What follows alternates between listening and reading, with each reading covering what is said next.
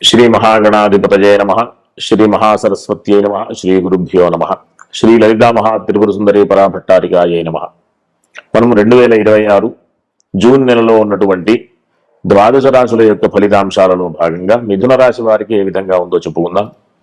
ముందుగా ఈ రాశి వారికి ద్వితీయంలో బృహస్పతి, సప్తమాధిపతి ద్వితీయంలో ఉచ్చస్థానంలో ఉండడం చాలా అద్భుతమైనటువంటి ఫలితాన్ని ఇచ్చే అవకాశం. కుటుంబపరమైనటువంటి సౌఖ్యం, ఆర్థికపరమైనటువంటి లాభం, ఇంకా చెప్పాలి అంటే వివాహ ప్రయత్నాలు చేసేటటువంటి వారికి అనుకూలమైనటువంటి స్థితి, ఈ రకమైనటువంటి మంచి ఫలితాలు ఉండేటటువంటి అవకాశం.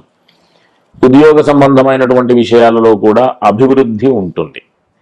కాకపోతే ఈ అభివృద్ధిలో కాస్త నిదానంగా ఉండేటటువంటి, అంటే బ్రేక్స్ రావడం కానీ డిలే కావడం కానీ జరిగేటటువంటి అవకాశాలు కూడా ఉన్నాయి. ఈ ఉద్యోగపరమైనటువంటి వ్యాపారపరమైనటువంటి విషయాలలో మందగమనంగా వెళ్లకుండా ఉండాలంటే వీరు ప్రతిరోజు కూడా హనుమాన్ చాలీసా పారాయణ చేసుకోవడం, అవకాశం ఉన్నప్పుడు శనివారం ఆంజనేయ స్వామి దర్శనం చేసుకోవడం వల్ల అట్లాంటి ఇబ్బందులు కూడా అధిగమించి చక్కటి ఉద్యోగ లాభం కూడా పొందేటటువంటి అవకాశం కూడా ఉంది. కాబట్టి ఈ రాశి వారందరూ కూడా చక్కగా హనుమాన్ చాలీసా ప్రతిరోజు పారాయణ చేయాలి. ఇంకా వీరికి విద్యా విషయంలో కూడా అనుకూలమైనటువంటి పరిస్థితి. ఈ విద్యకు సంబంధించినటువంటి పరిస్థితిలో బుధుడి యొక్క సంచారం ఈ నెల 23వ తేదీ వరకు కాస్త చికాగ్గా ఉంటుంది. ఏవైనా ప్రయత్నాలు చేసేటటువంటి ఉన్నత విద్యల కోసం ప్రయత్నం చేసేటటువంటి వారు ఈ 23వ తేదీ తర్వాత నుంచి చాలా అనుకూలమైనటువంటి రోజుగా మనం పరిగణలోకి తీసుకోవచ్చు.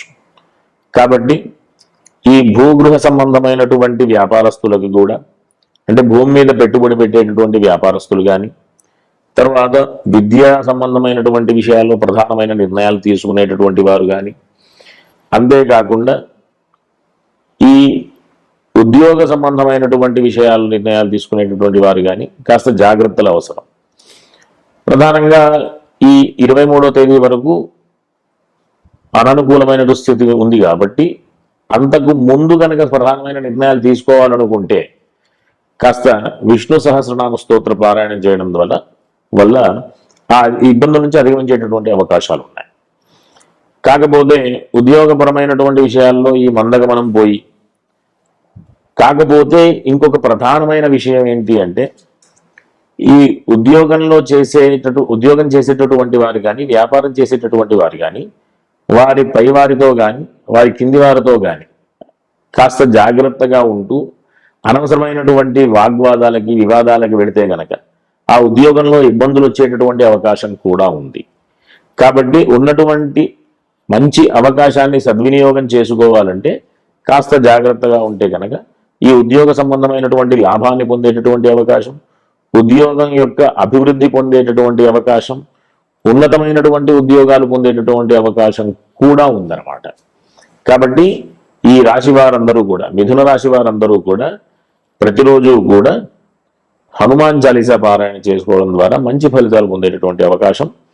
అంతేకాకుండా విష్ణు సహస్రనామ స్తోత్రం కూడా పారాయణ చేయడం ద్వారా ఉన్నటువంటి ఇబ్బందుల నుంచి అధిగమించి ముందుకు వెళ్ళేటటువంటి అవకాశాలు పొందుతారు. కాబట్టి అందరూ కూడా చక్కగా ధార్మికమైనటువంటి మార్గంలో వెళుతూ సుఖంగా జీవనాన్ని గడపాలని ఆశీర్వదిస్తూ స్వస్తి. శ్రీమాత్రే నమః. మామూలుగా ప్రతి ఒక్కరి జీవితంలో ప్రధానంగా ఆడవారి యొక్క పాత్ర ప్రధానమైనటువంటి పాత్ర వహిస్తుంది. ప్రతి కుటుంబంలో కానివ్వండి, ప్రతి ఒక్కరి జీవితంలో కానివ్వండి. ఈ ఆడవారు ప్రధానమైనటువంటి తీసుకోవలసినటువంటి జాగ్రత్తలు, చేయవలసినటువంటి ఆరాధనలు ఇవి తెలుసుకోవడం ద్వారా మనం సరైనటువంటి మార్గంలో వెళుతూ మంచి ఫలితాలు పొందేటటువంటి అవకాశం ఉంటుంది. కాబట్టి మనం సహజంగా సహజ రాశి చక్రంలో కుటుంబ స్థానానికి, కళత్ర స్థానానికి అంటే వివాహ స్థానానికి సంబంధించినటువంటి ప్రధానమైనటువంటి విషయం ఏంటి అంటే ప్రతి ఒక్కరికి కూడా వివాహం దగ్గరకు వచ్చేసరికి ఒక కుటుంబంలోంచి ఇంకో కుటుంబంలోకి వెళ్ళేటటువంటి పరిస్థితి ఆడవారిది. కాబట్టి బాధ్యత ఎక్కువ అవుతుంది. కుటుంబపరమైనటువంటి దోషాలు ఏమైనా ఉన్నా, కుటుంబాన్ని సమర్థవంతంగా నడిపించాలి అన్నా, ఇంకా పెళ్లి అనేది భార్యకి భర్త, భర్తకి భార్యకి సంబంధించినటువంటి విషయం కాబట్టి ఈ పెళ్లికి సంబంధించినటువంటి ఇబ్బందులు ఏమైనా ఉన్నా, పెళ్లికి సంబంధించినటువంటి ఆ ఇబ్బందుల్ని అధిగమించాలి అన్న ప్రధానమైనటువంటి దేవత ఎవరు అంటే లక్ష్మీ అమ్మవారు. ఈ కుటుంబ స్థానానికి అంటే వృషభ రాశికి, కళత్ర స్థానానికి తులారాశికి అధిపతి శుక్రుడు కాబట్టి శుక్రుడికి అధిష్టాన దేవత లక్ష్మీ అమ్మవారు కాబట్టి లక్ష్మీ అమ్మవారి యొక్క అనుగ్రహం వధువుకి ఖచ్చితంగా ఉండాలి. కాబట్టే ప్రతి వివాహంలో పెళ్లి పత్రికల్లో వధువు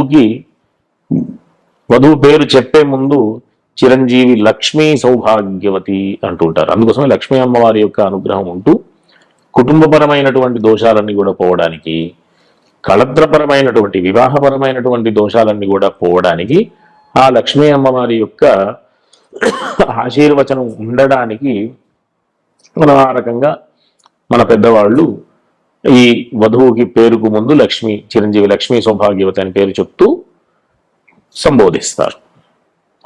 అంతేకాకుండా ఈ కుటుంబపరమైనటువంటి దోషాలు అవన్నీ కూడా పోవడానికి కేవలం అమ్మవారి యొక్క అనుగ్రహం ఏ విధంగా కలుగుతుంది అంటే నిత్యకృత్యంలో ఆడవాళ్ళందరూ కూడా ప్రతిరోజు లక్ష్మీ అమ్మవారి యొక్క ఆరాధన చెయ్యాలి.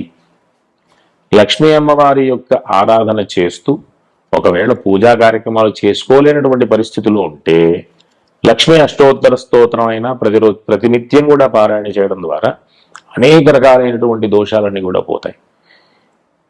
అంతేకాకుండా ఇంట్లో తులసి సేవ చేసుకుంటే ప్రతిరోజు తులసికి నీళ్లు పోస్తూ తులసి ఎప్పుడు కూడా సజీవంగా ఇంట్లో కళకళలాడుతూ, అంతేకాకుండా ఆ ప్రతిరోజు ప్రదోషం సమయంలో తులసి చెట్టు దగ్గర దీపారాధన చేయడం, ఇట్లాంటివన్నీ కూడా ఎంతో ఇబ్బందుల నుంచి అధిగమించేటటువంటి అవకాశాలని కల్పించేటటువంటి ప్రక్రియలు. చాలా చిన్నటువంటి ప్రక్రియలే కానీ మంచి ప్రక్రియలు అన్నమాట, విశేషమైనటువంటి ఫలితాన్ని ఇచ్చేటటువంటి ప్రక్రియలు. అంతేకాకుండా ప్రధానంగా ఇంట్లో ఉన్నటువంటి ఇబ్బందులన్నీ కూడా అధిగమించాలి అంటే అతిథి సత్కారం నిత్యం జరుగుతూ ఉండాలి. ఎవరైనా అతిథులు వచ్చినప్పుడు లేదు కాదు అనకుండా సేవాభావంతో వారిని చూసుకుంటూ వచ్చినటువంటి వారికి పానీయాలు ఆహారాలు ఇస్తూ ఆ విధంగా సేవ చేసుకుంటూ ఉండడం ద్వారా కూడా అతిథి రూపంలో ఉన్నటువంటి ఆ పరమేశ్వరుడి యొక్క ప్రసాదం కూడా మనకు ఉండేటటువంటి అవకాశం ఉంటుంది. కాబట్టి ప్రతి ఒక్కరూ కూడా సామరస్యంగా ఉంటూ చక్కటి ఫలితాలు పొందాలి అంటే లక్ష్మీ అమ్మవారి యొక్క ఆరాధన, తులసి సేవ, అతిథి సేవ, ఈ మూడు చక్కగా ప్రతి ఇంట్లో కూడా జరిగేటటువంటి ప్రయత్నం చేయాలి. ఈ రకంగా కేవలం లక్ష్మి అంటే ధనమే కాదు, లక్ష్మి అంటే జ్ఞానం అని అర్థం.